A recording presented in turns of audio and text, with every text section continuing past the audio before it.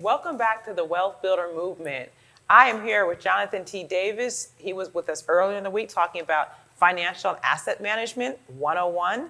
But tonight we're going to talk about a different subject. We're going to talk about friends with funds. So how can we collectively invest in different projects and different wealth building activities, even if you might have a little bit of money, or even if you just have a little bit of money? Did you know that you could actually combine that with a lot of other individuals who have a little bit of money and invest it, even in businesses? I mean, we're not going to talk about it tonight, but crowdfunding, you can invest $2 if you wanted to with millions of people and support a business. But tonight we're going to talk about a little bit more intimately, investment strategies that are collective, whereas crowdfunding can be more public. This is maybe you and some friends, or you and people in the community, or you and a network. Some people you built through your social capital network get together and do different investment strategies. Well, I'm going to launch right into it. I know that we've already had you on before, Johnathon, but for those that may just be tuning in tonight, can you give a brief introduction of JT Davis Asset Management? Yes, thank you, Angelique.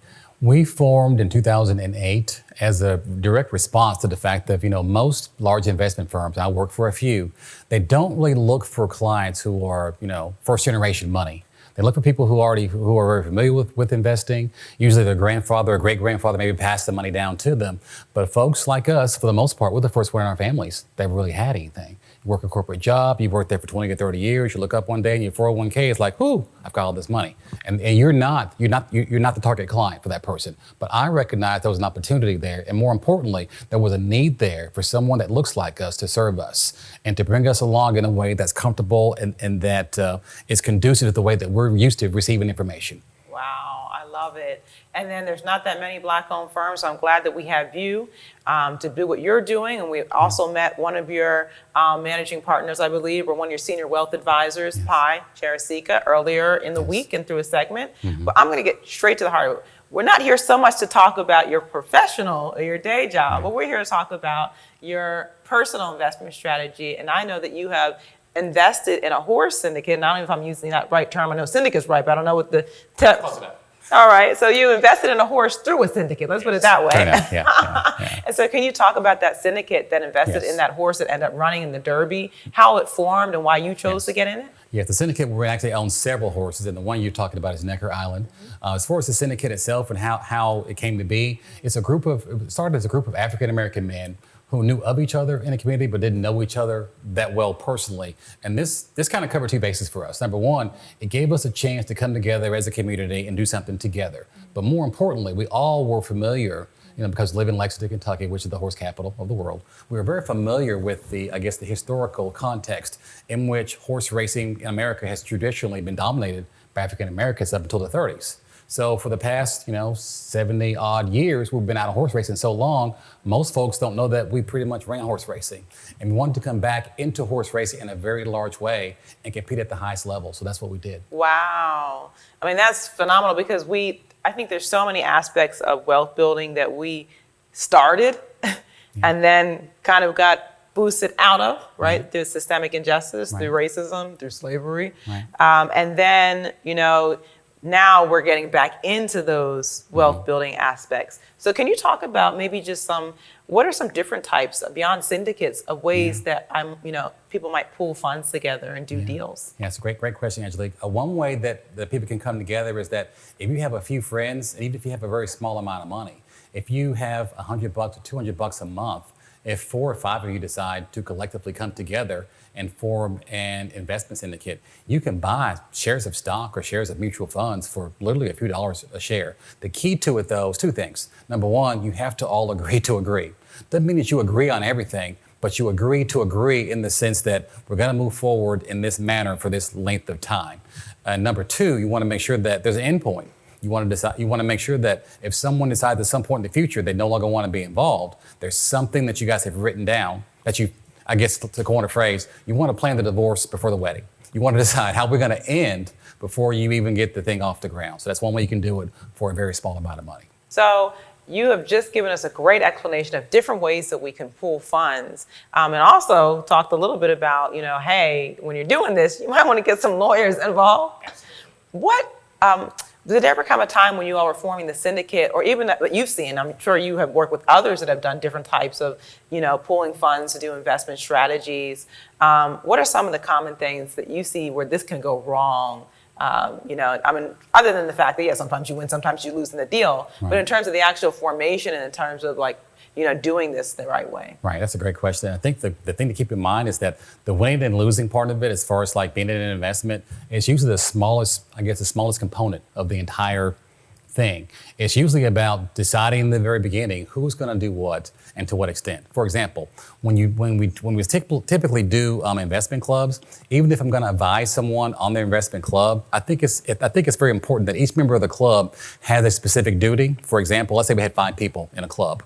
Each member of that club should be assigned an asset category or assigned a particular stock and follow that stock, understand that stock, and come back to the group once a month or once a quarter and give a report. And I think that will also allow them to learn more about how the stock market works, how it works to be in investing, as opposed to being purely passive at that level. At that level, it's more important to gain knowledge, because if you only have $100 a month, I'll just be perfectly blunt, you don't have very much money yet, but you do have a chance to gain something that you don't have, and that's knowledge. Gaining knowledge first. In the Bible, it says that. And in all you're getting, first gain understanding. So if you understand how it works, the money will come. So it's important that each member of that group learn about how this thing works. And if you can agree on that, you're going to have a lot of success. Wow. So it sounds like the first step to pooling funds and investing in anything is investing some knowledge. Absolutely. For every member of that fund. With some books. Yeah, go on Google. Google's free. Listen. Yeah. And I bet everybody being invested in that knowledge probably helps avoid any conflict when somebody say, well, you picked that idea and I didn't want to, I'm sure that everybody say, hey, no, we all encourage each other to learn as much as possible. This is no one person making a decision.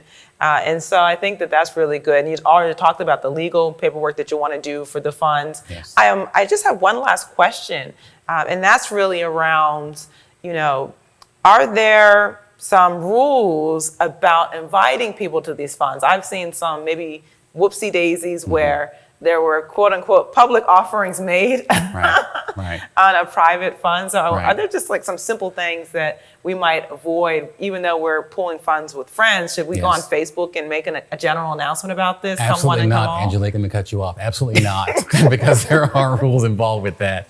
As far as selling securities illegally, you must be licensed to sell securities. Anytime you make an offering to sell stock or sell a mutual fund or exchange traded fund or anything like that, somebody on your team must be a licensed individual, preferably either a Series 7 or a Series 65 fiduciary, of which I'm a Series 65 fiduciary myself. So people love to have me in their group because I can handle all that stuff for them.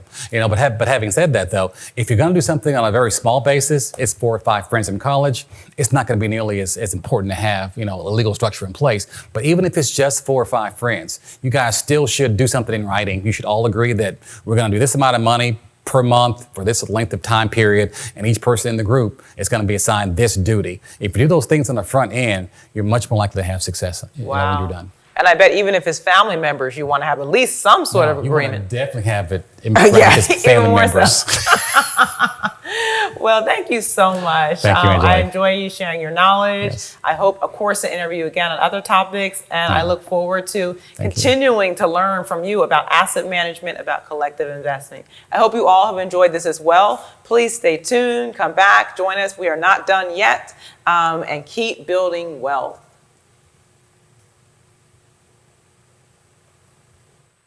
Hello, I'm Timothy Findley Jr.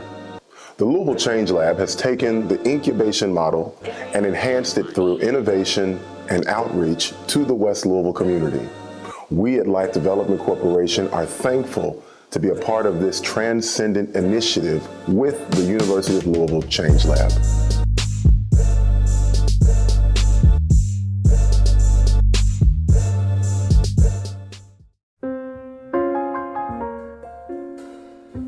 We are proud to bring together university resources, Tier 1 level research, and residents as expert collaborators from West Louisville neighborhoods.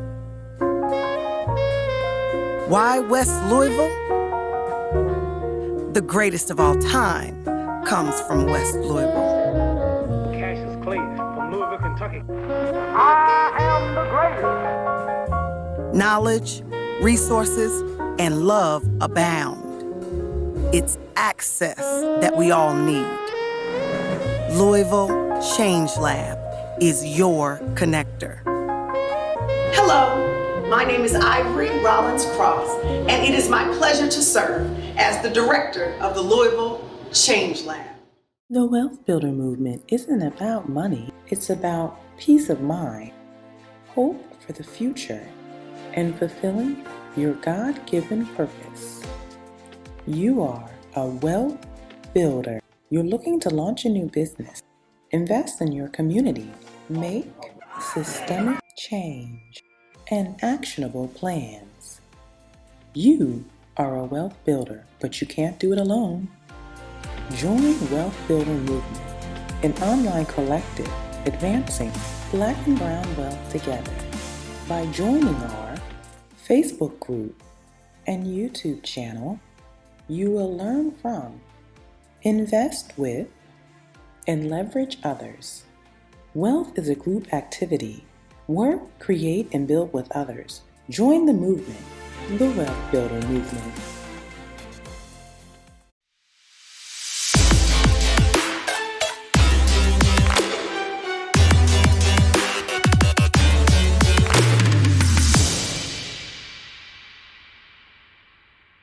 Welcome back to the Wealth Builder Movement. Well, listen, we have talked about general financial wellness. We've talked about real estate investing. We've hit up entrepreneurship and how you can actually get a business launched. We even talked about ways to fund your business and the creation of funds for funding your business. Well, guess what? We're going to go a little bit deeper into that subject, and we're going to specifically talk about venture capital investment.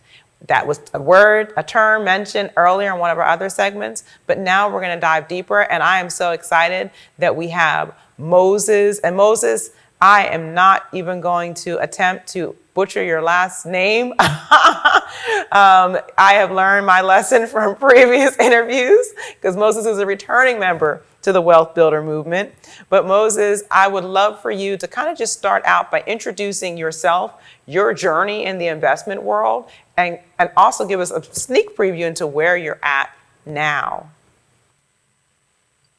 Yeah, that sounds great, Angelique. Thank you for the invitation to come and speak today. It's a pleasure to speak and to share a little bit about me and about venture capital. So I'll go in reverse. I am currently starting a new growth equity fund with some colleagues that I've worked with in the past. It's called Iriba Capital. And, I think my journey to venture and now growth equity really began as an undergrad at school. And I really fell in love with economic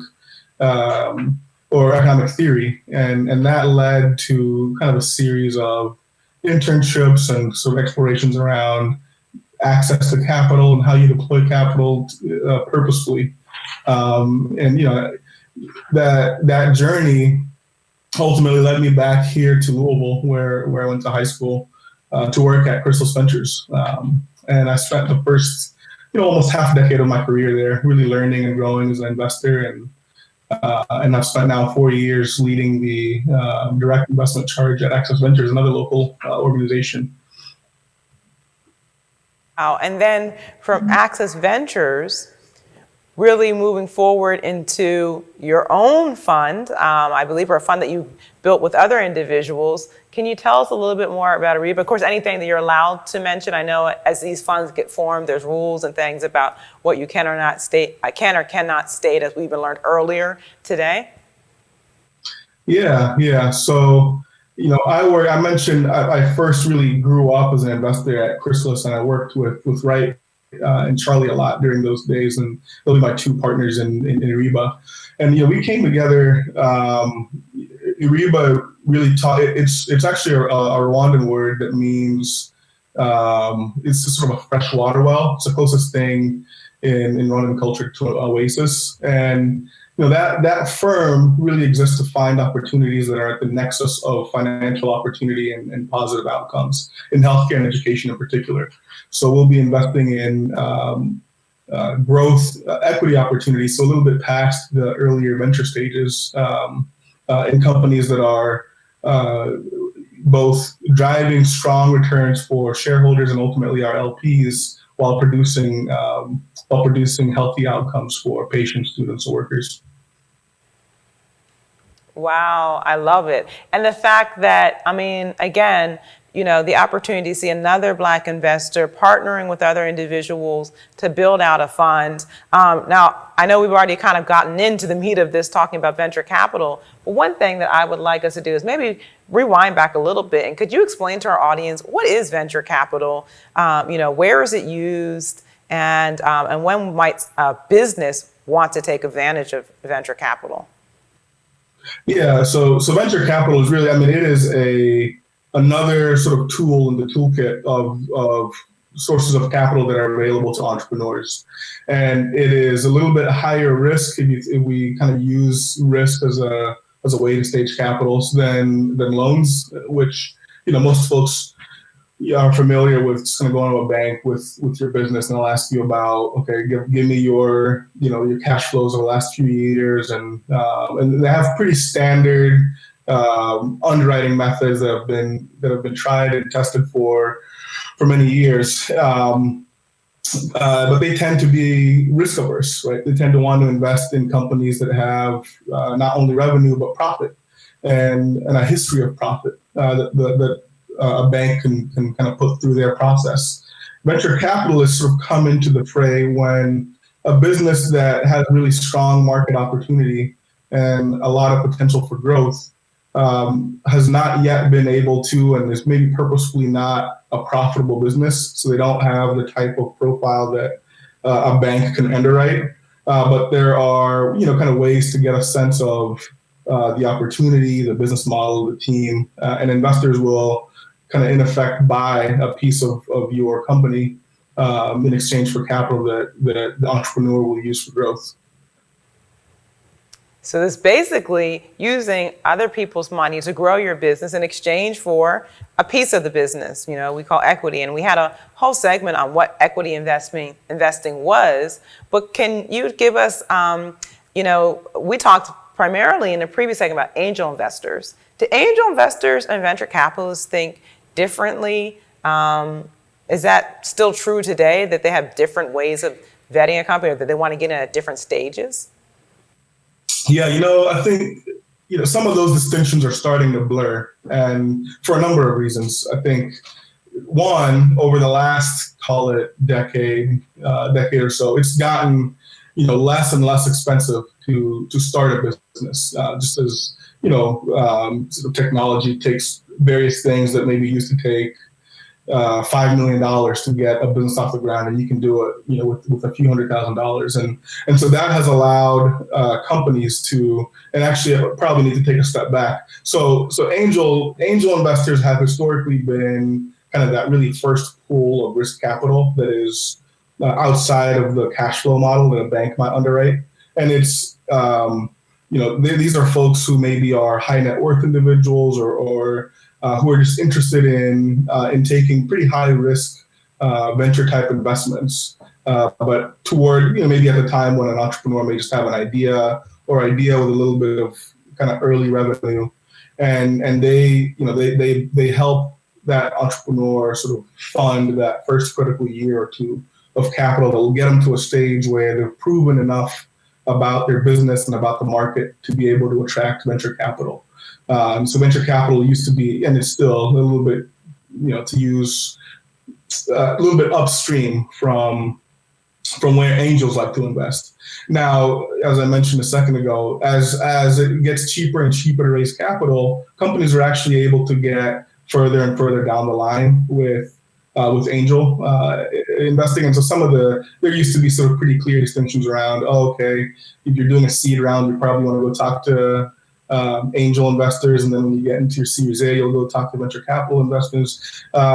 Those distinctions are a little bit kind of blurry, and everyone has now slightly different definitions about when Series A begins. And then you're also seeing venture capital firms get little bit earlier and earlier in when they will invest, and or maybe seed angel investors kind of pulling together seed funds. So it's a little bit of I like to think more in terms of where the business is, and then the type of investors who would be interested and add the most value than kind of your classic terms around angels do seeds and VCs do A's and beyond. And, one thing that you mentioned there was seed round, Series A, and we've actually been talking about this a little bit all week long, but it just occurred to me that we haven't really defined what those terms mean. What is, when we talk about different rounds of investment, pre-seed, seed, Series A, and then going on B, C, God willing, ETF for some companies. Moses, can you give a little bit, just briefly, just tell us, what do the different funding rounds mean, and what does it mean when I say I'm doing a Series A? Mm-hmm. Yeah, Angelique, I mean, it might be good to even start by talking a little bit about the decision to take venture investing and then the type of path that can put you on. I think, we mentioned a little bit a second ago, just loans and bank and kind of VC being one tool, a toolkit. It is among the most expensive types of capital that an entrepreneur might take down to help grow their business, in that, you are selling part of your company. But not only are you selling part of your company, you're now taking on investors who kind of have their own, let's call it math. And a lot of venture funds have investors themselves that, and they have a type of, they basically have what they're looking for at the entry and exit of each decision.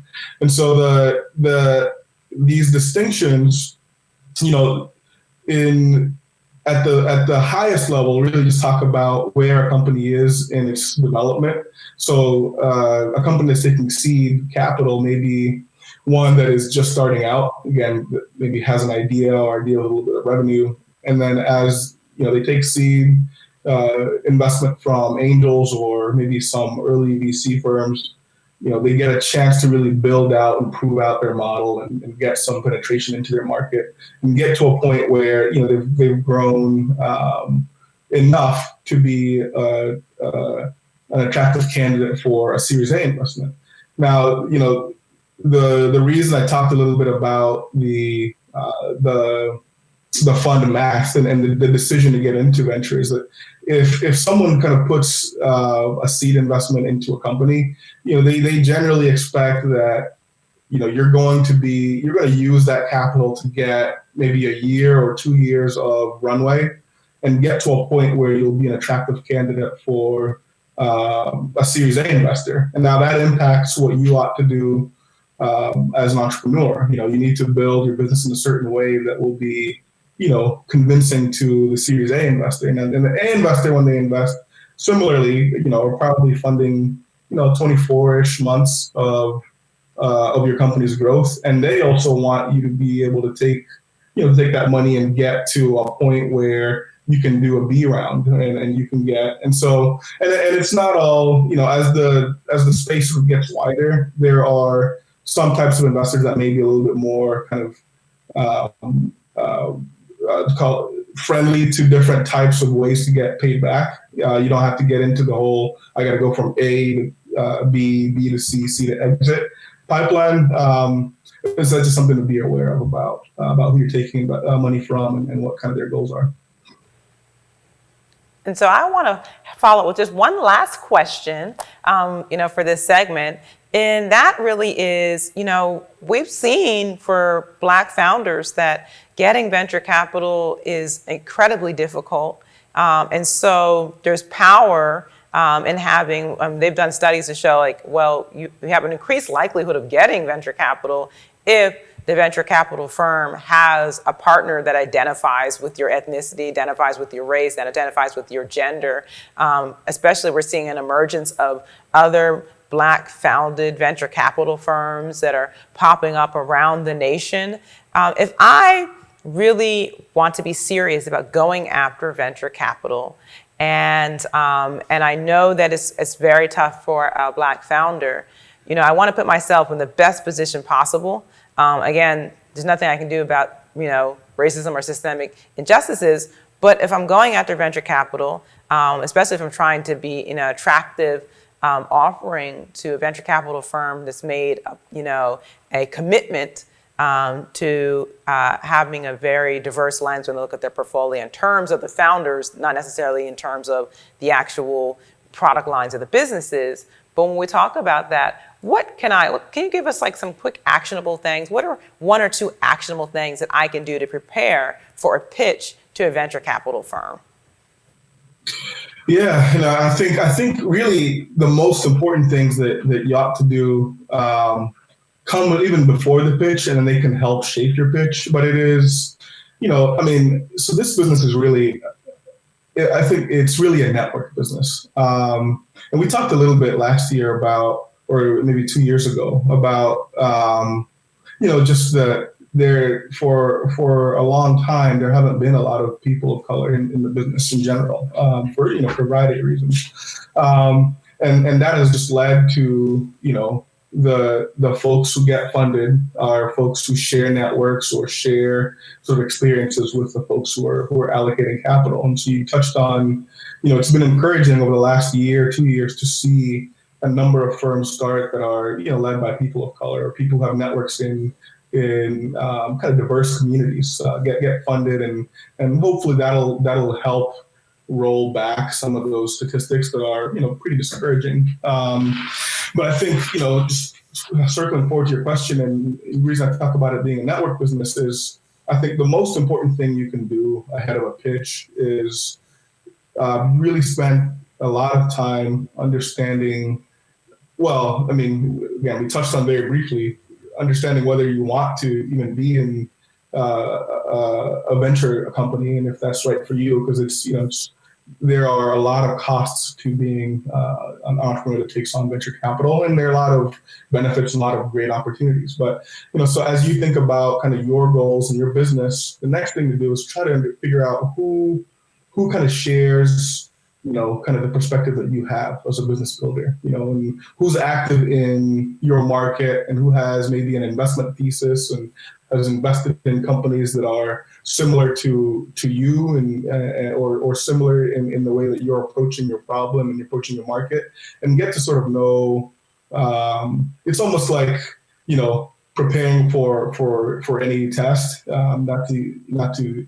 I don't necessarily like kind of the imagery that like the venture capitalist is the teacher and you're the student, but just if you put that aside for a second, just kind of trying to solve for how does this person think and where do they invest? Is that right for me? And then, how do I kind of come across or share across how my vision and my approach to this problem in this market maps to, to kind of their perspective. A lot of VCs like to, talk on Twitter or on blogs. And so there are just ways to try to, to understand who they are, what they're about, and whether there's a good alignment with what you're building. Well, thank you, Moses. Thank you so much for being with us. It has been just a delight and a pleasure to have you. Thank you for all the great advice, wisdom. Also, thank you for being another Black founder to start another Black founded venture capital firm. We need more of those so that we can get more Black founded businesses capital. So one thing that I want to just not gloss over is what Moses said as his parting words, which is be strategic when you are identifying and pitching to venture capital firms. You don't want to waste your time talking to a whole bunch of firms that have never invested in a business that is in the sector that your business is in, or that you don't fit within their portfolio, their collection of businesses that they have invested in. So I'm, again, grateful to you, Moses, for that advice. And I want to encourage everybody, this is not the end. This may be the end of this evening, but it is not the end of the Wealth Builder Movement Black Wealth Week. Stay tuned. On Thursday night, we have another virtual segment, which will be teaching you a whole workshop on how to get minority certifications so that you can get contracts at corporations like Humana, corporations like Coca-Cola, corporations like Boston Scientific. Every corporation has a supplier diversity arm, and this workshop will have some representatives from corporations that have these arms. So these representatives will be talking about how you can position yourself to get contracts in those companies and how you can best do the minority certification process. This is being hosted by a Diverse Entrepreneurship Summit co-founder, Cynthia Lee Stewart, and I know it's going to be a phenomenal workshop, virtual workshop. The other thing we have happening on Thursday night is the Black Bay Experience. It is invite only for the in-person part, but we will be live streaming out, again, more knowledge, more wisdom on how to build wealth and what we call the Bay industries, bourbon, ag, and equine industries. Yes, this is our special Kentucky edition of Black Wealth Week knowledge base. And so you make sure you tune back for that. Then on Friday afternoon, we're going to have a virtual tour of the Russell neighborhood and different neighborhoods in Black areas, Black neighborhoods, historically Black neighborhoods, where we see revitalization efforts going on, and also hearkening back to something that one of our panelists mentioned, Johnathon mentioned, areas where we actually had historical wealth there. That wealth was taken away, and now there's revitalization efforts to get wealth back into those communities. And that happens not only here in Louisville, but you saw that in Atlanta, you saw that in Detroit, in several neighborhoods. Of course, Tulsa, Oklahoma, we know what happened there. And so we're seeing how do we regain the wealth of a community that lost it due to systemic injustices, racism, and the like. On Saturday, I'm super excited about this. Tune in. There is going to be an open air market and a celebration of the Smoketown neighborhood. This is an in-person event, but again, we will live stream out to those who are not in the city, a panel which will specifically be focused on those that are in the vendor fair business. In other words, maybe you have a company and you've been doing vendor fairs locally or nationally, and you want to get to the next level. You want to get your product on a store shelf. You want to start selling online. You want to know how to do better packaging, how to do chemical analysis. We will have information for you on that through a very engaging panel. Again, that will be live streamed on Saturday. But for those of you that are in town and in the city of Louisville with us, feel free to come in person to this wonderful, I'm calling it a block party. It's put on by the Community Foundation of Louisville. And again, it's a celebration of Smoketown, which is a historically Black neighborhood in Louisville that has gone under a lot of plight, unfortunately, and has been underserved, but is now having a reemergence. People are reinvesting. Another neighborhood, that people are now reinvesting in and rebirthing the rich heritage and the rich wealth of that neighborhood. So come out and celebrate that. That's Community Foundation of Louisville and the Millionaire Marketplace, Black-owned business marketplace. Come out and get your Saturday goodies at that marketplace. I go every Saturday. I just enjoy it and I love it to death. Put on by Manhattan on Broadway. So again, we are not done. You may continue to enjoy our live streaming content on Thursday, Friday, and come out on Saturday if you're here in person. But again, even more content for you on Saturday for those of you that are virtual. And last but not least, we will be announcing on Saturday the winner of our grand prize, this 10,000 Derby weekend package being sponsored by Today's Women. This package includes a 5-night stay at a hotel, tickets to Derby and Oaks, and of course, the most important part of this package, the Derby Diversity Business Summit. This is a summit where major corporations come together, where you can learn about how to get contracts in these corporations, where you can pitch your idea through business pitch competitions, where you can attend festivals to do social capital building, and of course, Derby, Derby, Derby. This is a wonderful package, $10,000, and all you have to do to get it is fill out the survey that we're dropping right now and share in 5 minutes, just a 5-minute survey, share your lived experience so that you can help generate data that will help businesses, corporations, keep them accountable to increasing the diversity, equity, and inclusion of their entities. So buy from the stage of Wealth Builder Movement, but continue to celebrate throughout the week, Black Wealth. See you. Okay, cool. Paste it to this.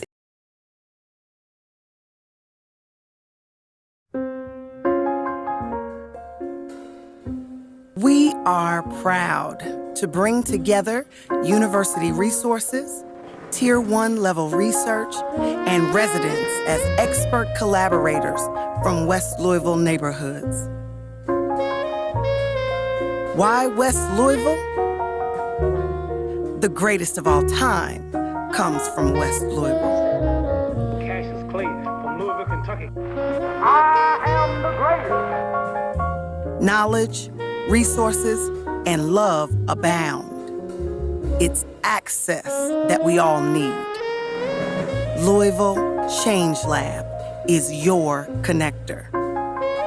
Hello, my name is Ivory Rollins Cross, and it is my pleasure to serve as the director of the Louisville Change Lab.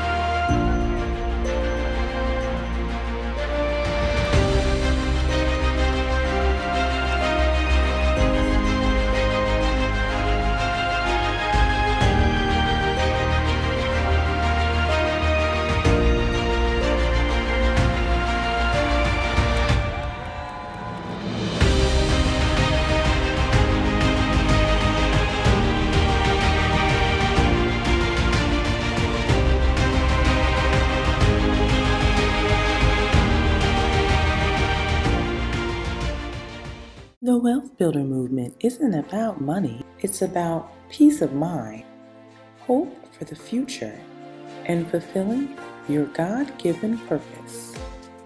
You are a wealth builder. You're looking to launch a new business, invest in your community, make systemic change, and actionable plans.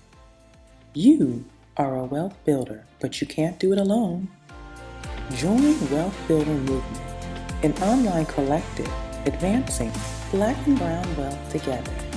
By joining our Facebook group and YouTube channel, you will learn from, invest with, and leverage others. Wealth is a group activity. Work, create, and build with others. Join the movement, the Wealth Builder Movement.